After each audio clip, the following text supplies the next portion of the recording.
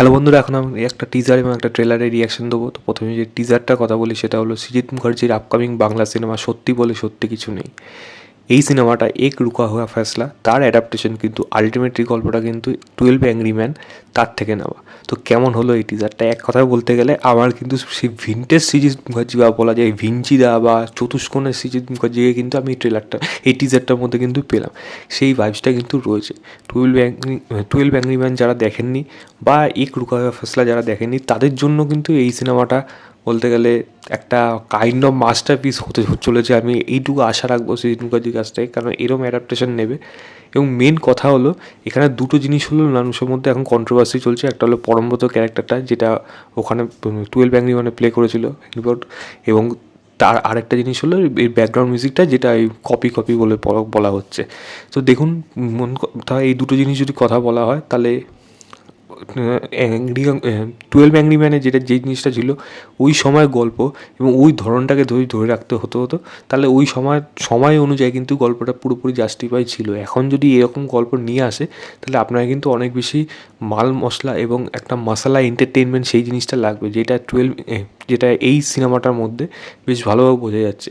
12 angry man কিন্তু একটা one লোকেশনের গল্প। এটা কিন্তু ওয়ান লোকেশন শুধু গল্প না, হতে পারে এটা ওয়ান লোকেশনের গল্প যদিও হয়, বাকি সারাউন্ডিং যা যা দেখানো হচ্ছে এখানে সেগুলো কিন্তু তাদের ওই ড্রিম সিকোয়েন্স বা একটা সিকোয়েন্সকে তারা ভাবছে, এক একটা জায়গায় তারা চলে যাচ্ছে, এক একজন এক একভাবে ভাবছে, সেই জিনিসটা এখানে দেখানোর চেষ্টা করছে। তো এখানে কিন্তু গল্পটাকে পুরোপুরি কিন্তু শহর কেন্দ্রিক এবং শহরে কোন জায়গা কেন্দ্রিক করা হচ্ছে সেগুলো কিন্তু পার্টিকুলার অনেক গল্পের মধ্যে কিন্তু হিন্টস থাকবে, যেখান থেকে কিন্তু মানুষের পার্সপেক্টিভ এবং তারা কী ভাবছে এবং কারা সব 11 জন এক পক্ষে গেলো, একজন আলাদা গেল, যারা দেখেছেন তারা তো অ্যাটলিস্ট আইডিয়া জাননি। বা এখানে যদি কিছু চেঞ্জেস করা হয় লাস্টে গিয়ে, যেটা আমার মনে হয় আশা করি করা হবে, কারণ পুরোপুরি ধরে হয়তো পুরোপুরি ছেড়ে দেবে না।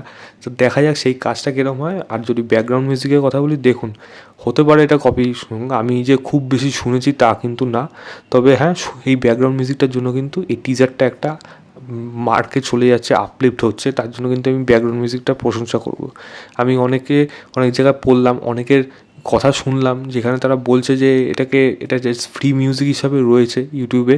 তো এবং এই ফ্রি মিউজিক হিসাবে এটাকে রয়েছে, পাবলিক ডোমেনে রয়েছে, যার জন্য এটাকে ইউজ করা যায়। তাহলে কিন্তু এটাকে আনঅফিসিয়াল কপি এগুলোকে বলা ঠিক না। ঠিক আছে, আমি ইউজ করতেই পারি সেই হিসাবে।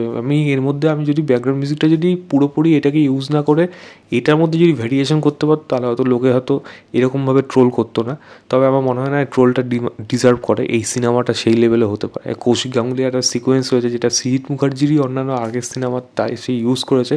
একটা মোমেন্টে একটা পেছন দেওয়াল এখানে ভেঙে পড়ছে, যেটা তার অন্যান্য আগে অনেক সিনেমাতে অনেকগুলো ক্যারেক্টারকে দিয়ে সেইগুলো করিয়েছে। যেমন অনির্বাণকে দিয়ে সেটা যাতে গুমনামিতে হোক, বা পাওলি দামের সিকোয়েন্সটা যেটা জুলফিকারে ছিল, দেওয়াল চলে আসা।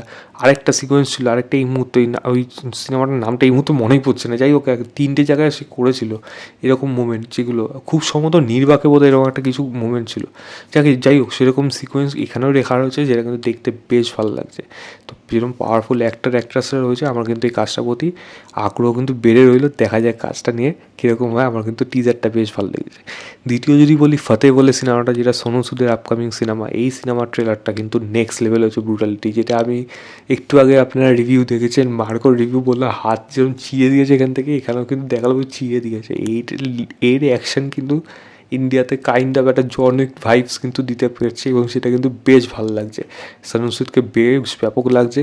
জ্যাকলিনকেও এখানে অ্যাকশন করতে দেখা যাচ্ছে, এবং এখানে যে ক্রাইম গল্পটা যেরকম উঠে আসছে, সোনু সুদ যে একজন এরকম এজেন্ট, তার এখন রিটায়ার ছিল, সে আবার ফিরে আসছে কীভাবে এই মেয়েটাকে বাঁচাতে গেলে, কেন এই মেয়েটাকে বাঁচাচ্ছে তার পেছনে একটা কারণ রয়েছে, এবং তাকে একটা দায়িত্ব দেওয়া হচ্ছে মেয়েটাকে বাঁচানোর জন্য। সেখানে গিয়ে জানতে পারছে সাইবার ক্রাইম রিলেটেড কীভাবে জড়িত, এবং কে এর মাস্টার মাইন্ড, তাকে কি ধরতে পারছে নাকি, নাসিরুদ্দিন শাহর সাথে স্যার কেন ক্লাস, সেই কি মাস্টার মাইন্ড, বিজয় রাজা যে জায়গায় রয়েছে সেই বা কে, সমস্ত কিছু গল্পটার মধ্যে কিন্তু উঠে আসছে।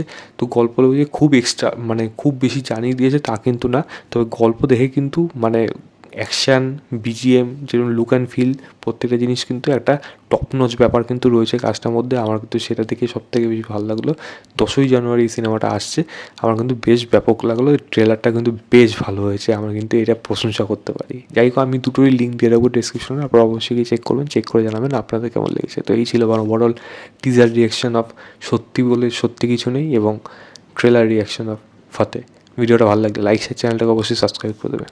বাই।